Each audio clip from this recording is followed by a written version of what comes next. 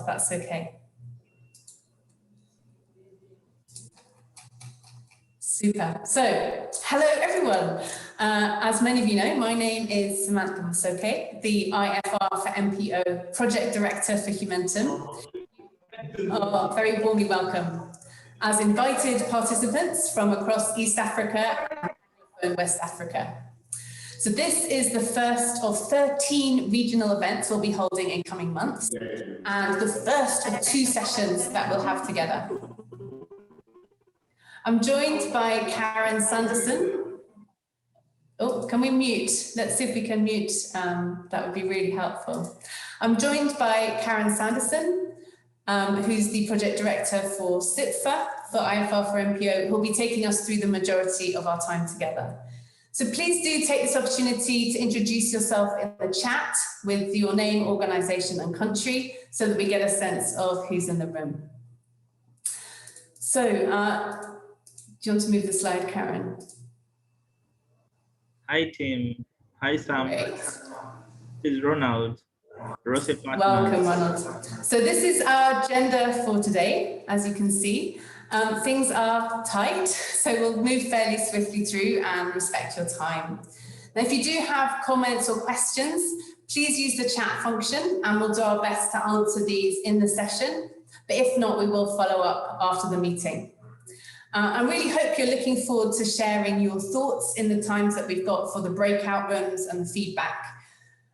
So just as a recap, the purpose of today's meeting is twofold: to help you better understand the consultation paper and for us to hear your thoughts. And it doesn't constitute, though, a formal response to the consultation. We'd really strongly encourage you to submit your own formal response separately, and we'll send you details of how to do that. So as we go through, let me start with a very brief project overview, particularly for any of you who weren't previously at one of our country awareness meetings that we hosted last year. So if we think of some of the current challenges experienced by non-profit organizations, by funders, by auditors and regulators, they stem from this fact that there is no internationally agreed standard for non-profit financial reporting. So this results in inconsistency and duplication, burden and high costs. Fundamentally, it damages the trust and credibility in the sector. And those countries, like Uganda, where I'm dialing in from, that lack a national standard for non-profits feel it most acutely. So it's our hope that once the guidance we're developing is widely adopted by different jurisdictions and endorsed as best practice by donors, it will help build a more resilient and accountable sector. It will level the playing field for access to funding and bring more equity too. That's what we're hoping for. So the project is being led by Humentum and CITFA. We're both non-profit organizations ourselves, so this is by the sector, for the sector. We're a very small project team, but to help us, we have a practitioner advisory group, or a PAG, drawn from different parts of the globe who have different roles in the sector. We also have a technical advisory group, or TAG, drawn from the accounting standards setting community.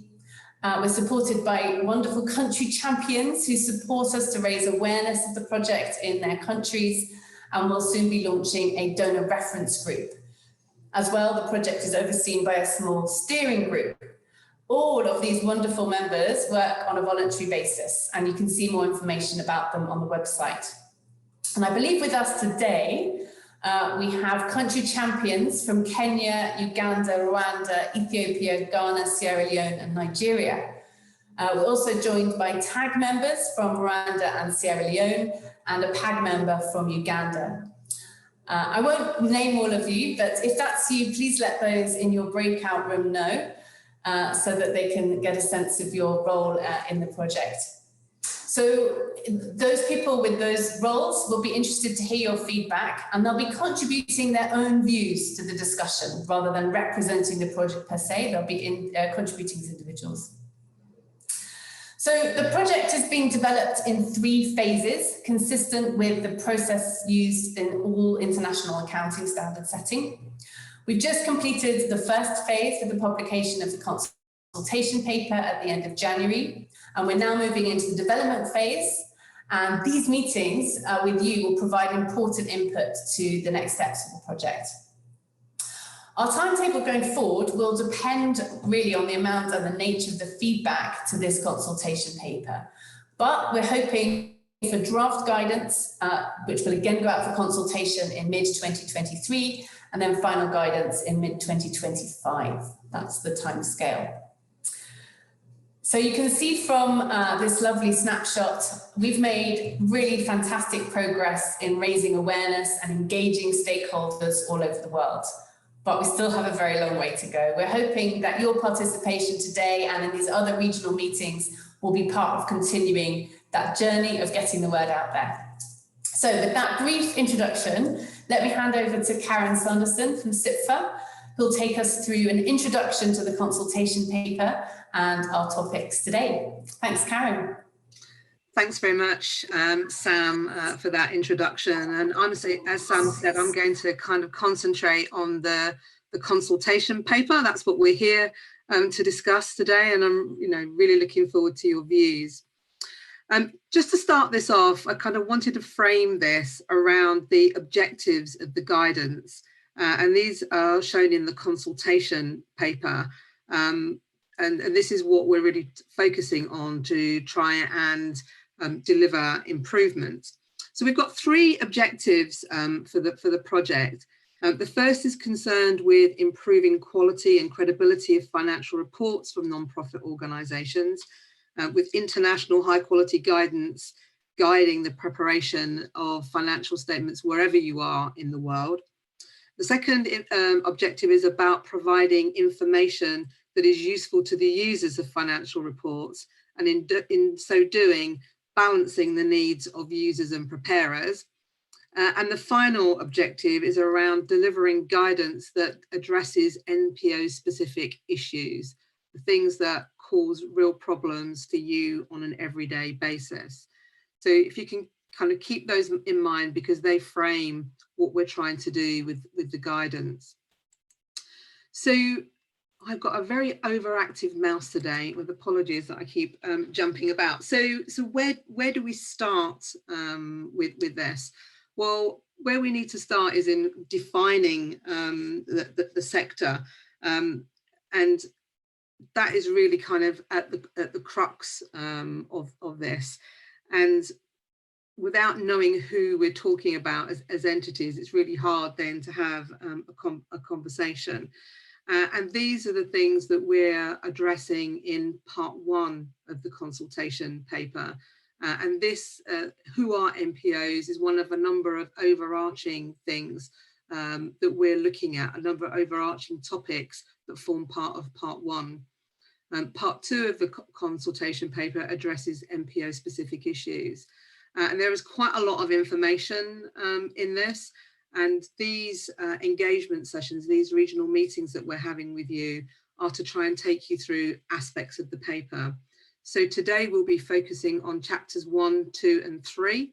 And then when we next meet, we'll look at chapters 4 and 5, and also an overview of part 2. So that's kind of how we're gonna structure the conversation that we have with you. We're focusing on part 1 first, because that's when the consultation period for that closes the soonest, on the 30th of July of this year. As I've said, part 2 of the consultation paper then looks at the accounting specific issues. We've identified 10 issues, and those are discussed in some detail in part 2 of the consultation paper. When we meet next time, we'll talk about how we came up with those 10 issues, and we'll be seeking your views on those.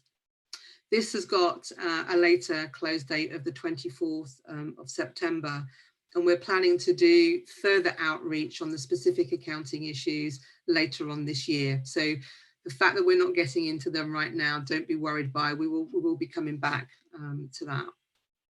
So that's just a bit of an overview of the consultation paper itself. I appreciate it can be a bit daunting, sort of 280 pages, but it is broken down, and hopefully will help you through these sessions to navigate what's in there and let you work out the bits that are important for you to focus on.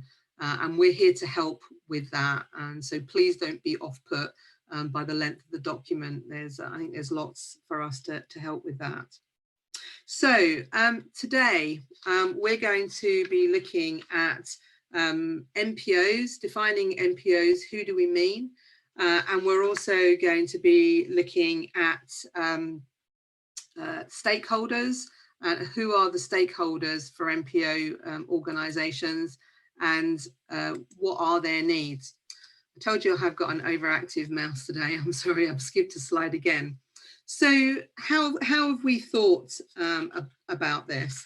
Well, we found it difficult when we were working as a group to find a single definition that we thought would meet the needs of all NPOs internationally.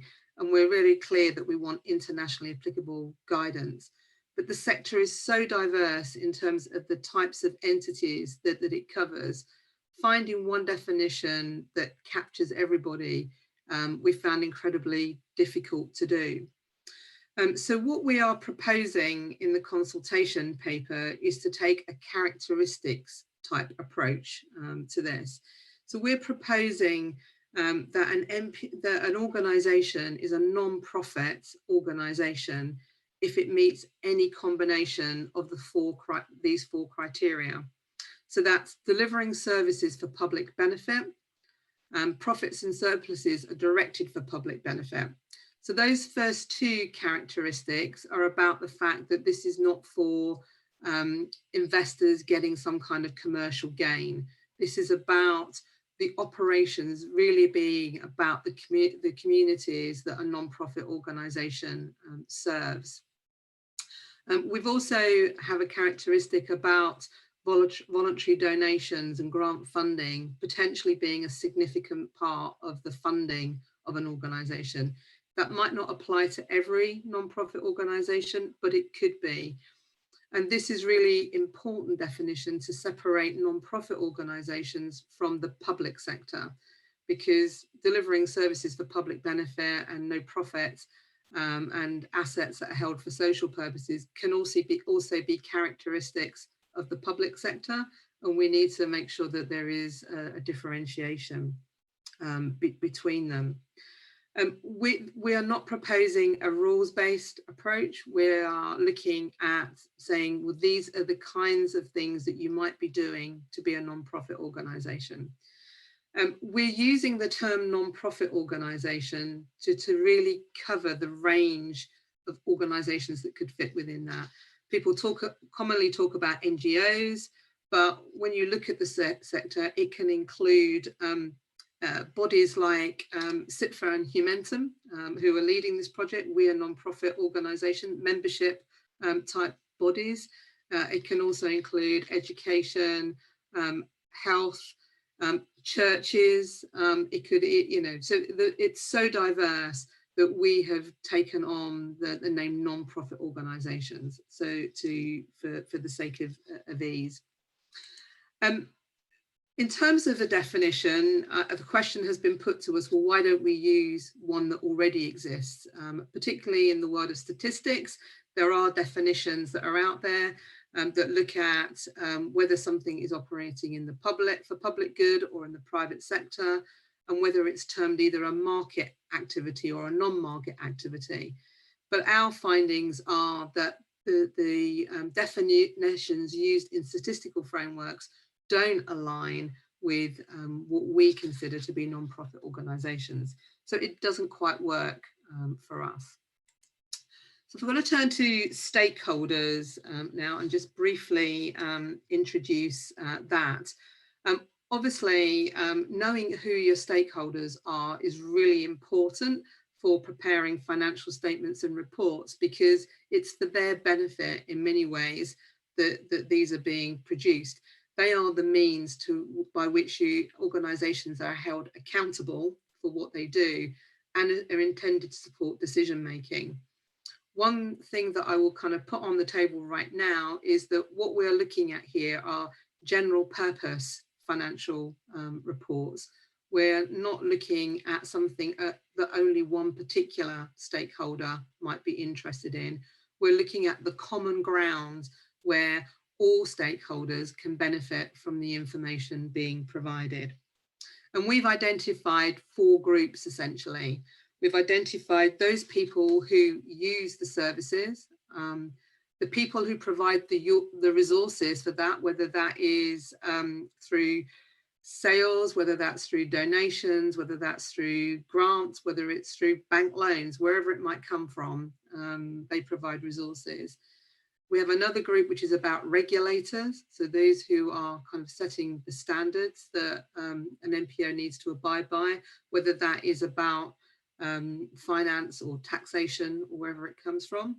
But we've also identified a broader societal accountability, which is slightly different, I think, to what happens in the private sector. But I think as individual citizens, we're concerned about what happens in our communities. And that's where this societal accountability comes from. So that's how we've grouped our stakeholders together.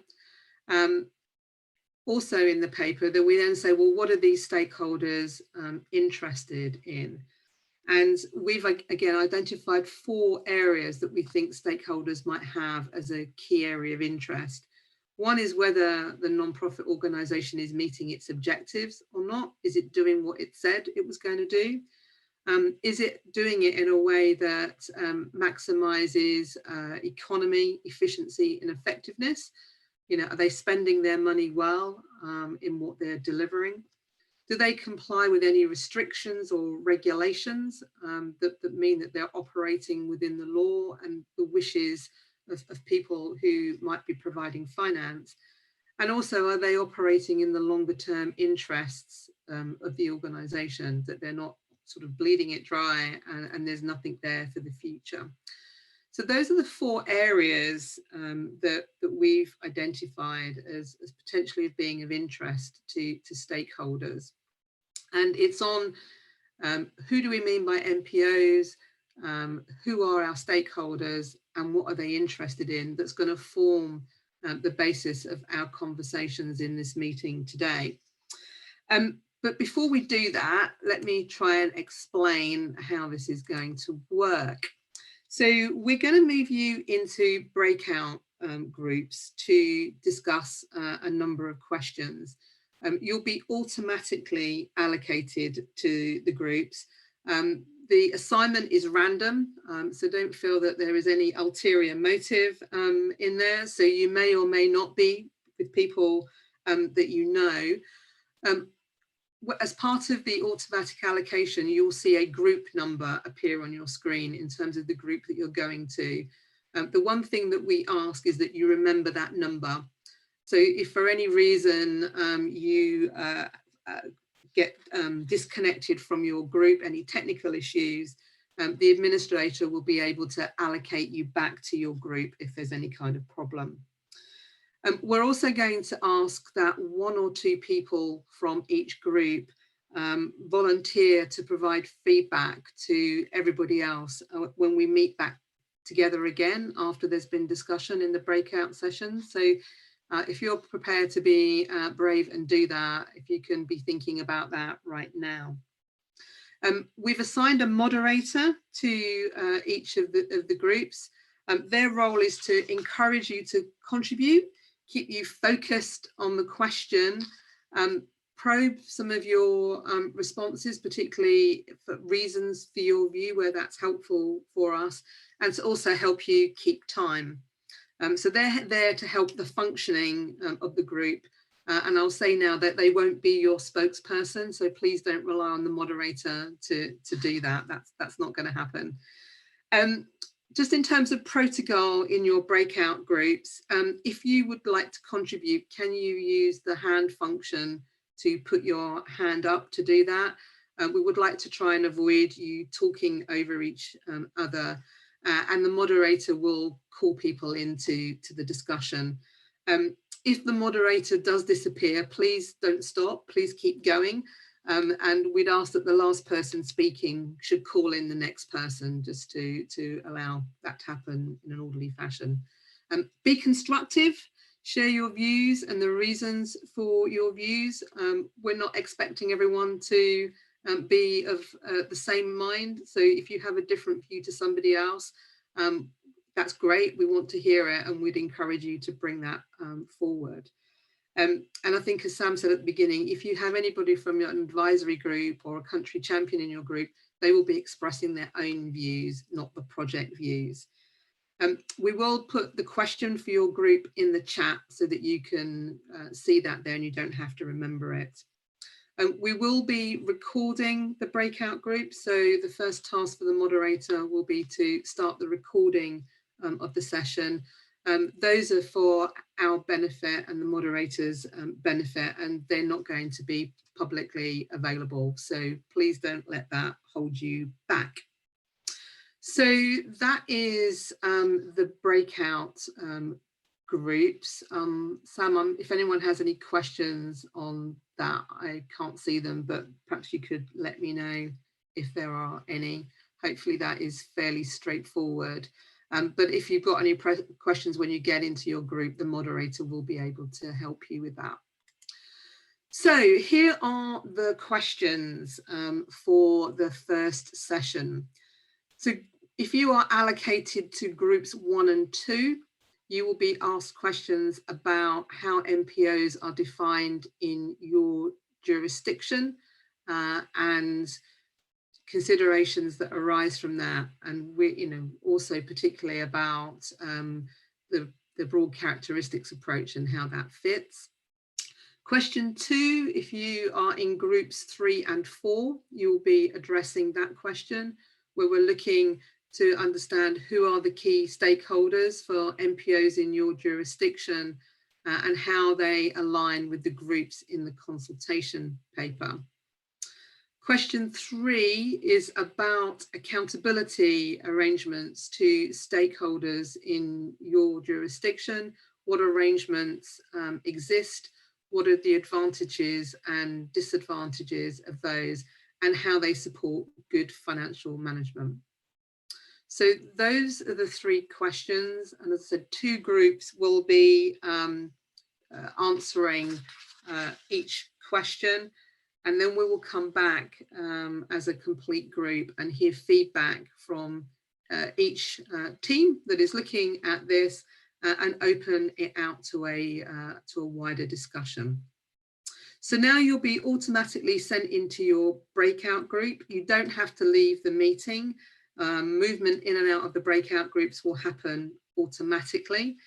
Please make the most of your time. You will have about 20 to 25 minutes for this discussion and then be automatically brought back in the room. So enjoy, everybody, and we'll see you all again in about 25 minutes.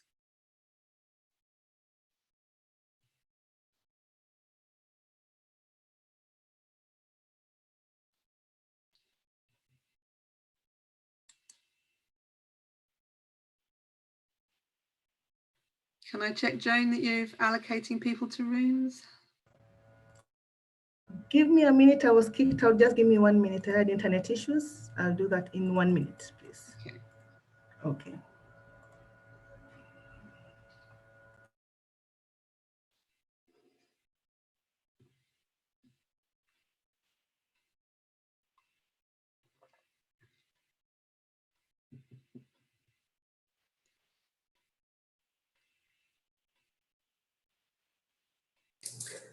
It would be nice if you can turn your videos on for the small group, if you have the bandwidth for it, because it can help make a nicer conversation. But if you don't have bandwidth, don't, it's an option for you, it can help. I can open them now. Please do. Okay.